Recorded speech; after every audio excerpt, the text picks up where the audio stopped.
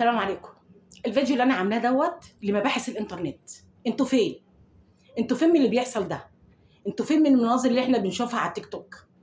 انتوا فين؟ النسوان خلاص، مش عايزه اقول النسوان فجرت، لا، الكلمه دي بقت كلمه كده صغيره، احنا عايزين لفظ اكبر من كده واقبح من كده.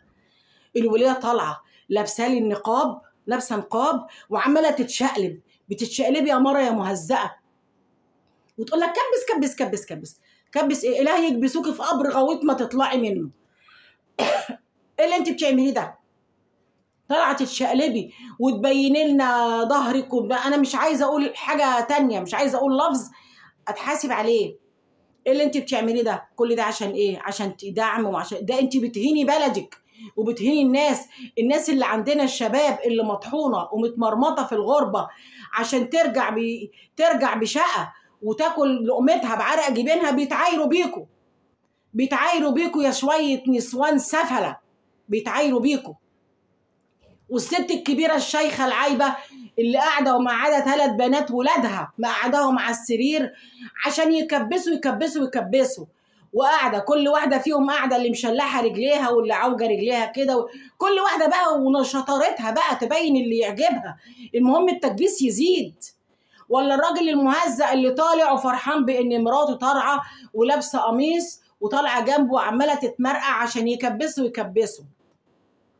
والنسوان اللي خدتها صنعة وبقوا يأجروا بيوت بالطين، قال يعني عشان يبانوا ان هم معدمين ومش لاقيين ياكلوا، وتلاقيهم قاعدين حاطين الطبليه وملمومين حوالين الطبليه 5 6 نسوان وبالعيال وكبسوا وتمد ايدها وتغمس. ايه ده؟ ايه الشحاته دي؟ مش شحاته، دي سفاله. فين مباحث الانترنت من اللي احنا بنشوفه؟ ان بره اما بيكلموا واحد مش بيقولوا انت اسكندراني ولا صعيدي ولا من بورسعيد ولا مش عارف، لا، بيقولوا انت مصري. اللي دول مصريين.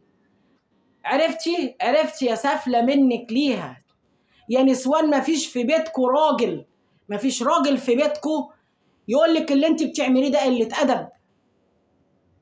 والعيال الصغيره عياله تطلع لي عندها 13 14 سنه، انت بتدربيها من دلوقتي. البنت تطلع لابسه بتاع حمالات كده ومبينه بطنها وعماله تتدلع.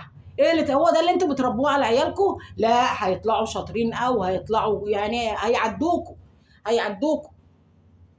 واللي تطلع بتوريني لابسالي الاسدال وشدال تحت كده شدال تحت عشان تبين نص صدرها، وعماله تتكلم وتقول له خش لي على الخاص. يخش لك فين يا اللي يخش عليك قضى ربنا؟ واحده منكم لو هي قاعده بالمنظر ده ونزل عليها قضاء الله، هتقابلي ربنا تقولي له ايه؟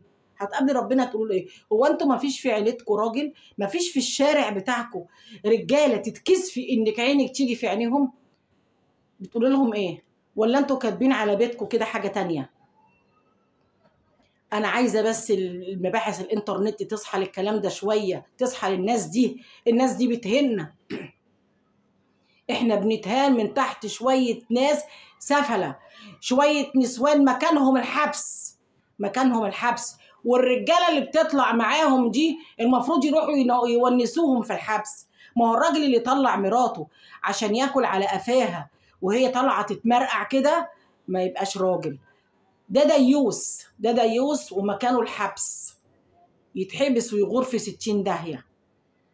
يا ريت الناس تشير الفيديو ده عشان تحس بالكلام ده. واللي مش عاجبه كلامي يا ريت يرد عليا، بس ترد بأدب. اللي هيخش يقل ادب ملوش لازمه انك تقل ادبك. ما انت لا تقول رايك باحترام، يا ما فيش لازمه للكلام ده. احنا مش طالعين هنا، ولا انا عشان مش طالعه معريه كتافي ولا طالعه اقل ادب ولا طالعه تمرقع زي اللي بتمرقعوا. الكلام مش عاجبك، لو الكلام مش عاجبك ما تخشش وما تعلقش ولا اي حاجه وبناقص منك. بس الحكايه مش ناقصه لا تعليه ضغط ولا تعليه سكر من تحت راس كمان الردود بتاعت الناس. ما انت لما ترد رد مش عاجبك والكلام ده مش عاجبك يبقى انت منهم كده، ديوس منهم. ولا عندك مرة لكل الشعب كده، كل بيشوف بقى.